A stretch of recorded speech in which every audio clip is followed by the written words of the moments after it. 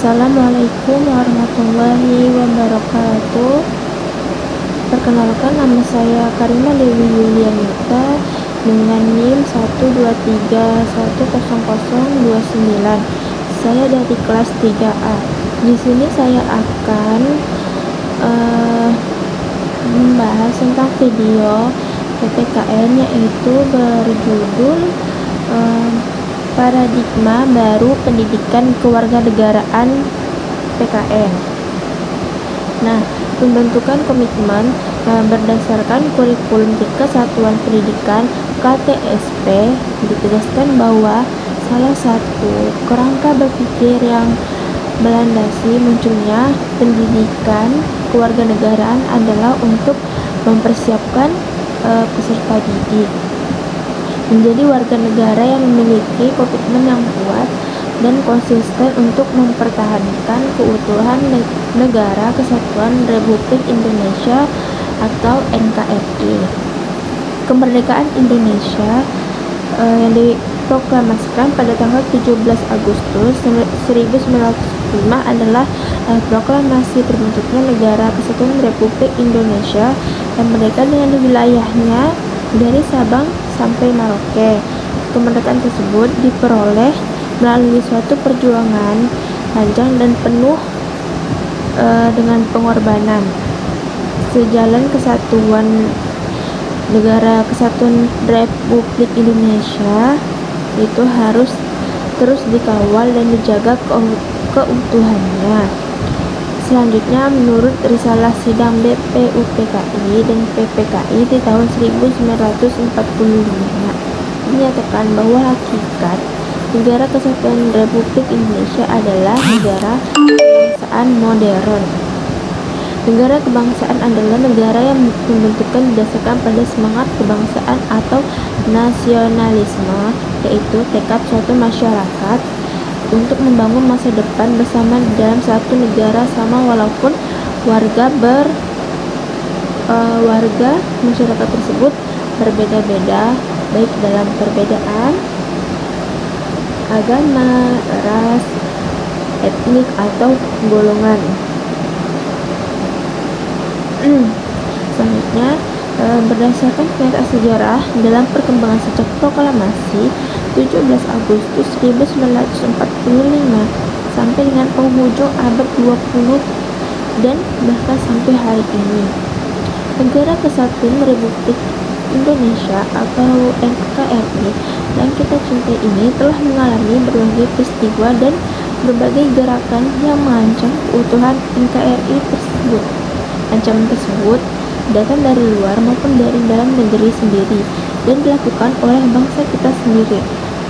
Sebagai contoh, dapat disebutkan mulai dari pemberontakan PKI di Madiun tahun 1948, pemberontakan GI atau TII tahun 1949, PRRI atau Permesta, RMS, GAM, OPM,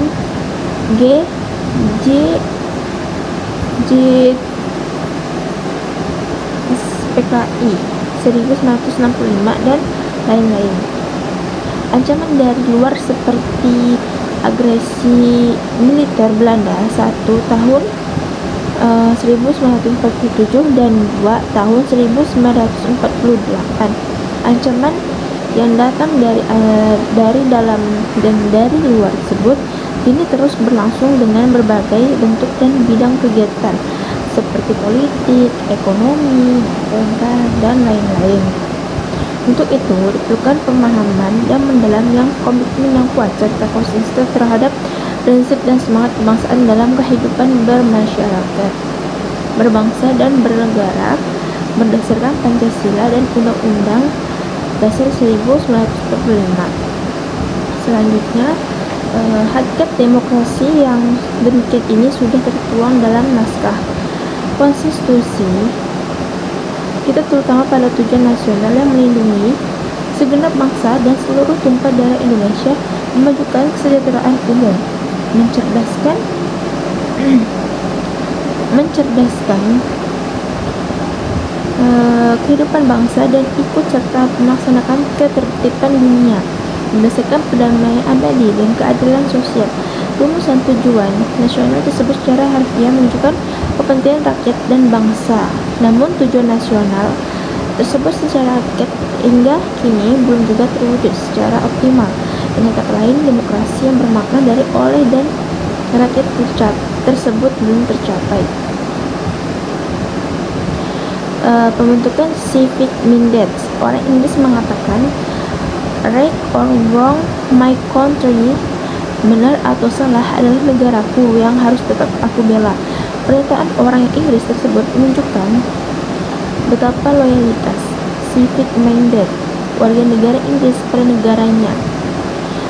Bangsa Indonesia dengan sejarahnya yang panjang baik maupun sesudah merdeka adalah bangsa berjuang. Merdeka berjuang mempertaruhkan segala untuk kemerdekaan negeri tercinta. Inilah loyalitas yang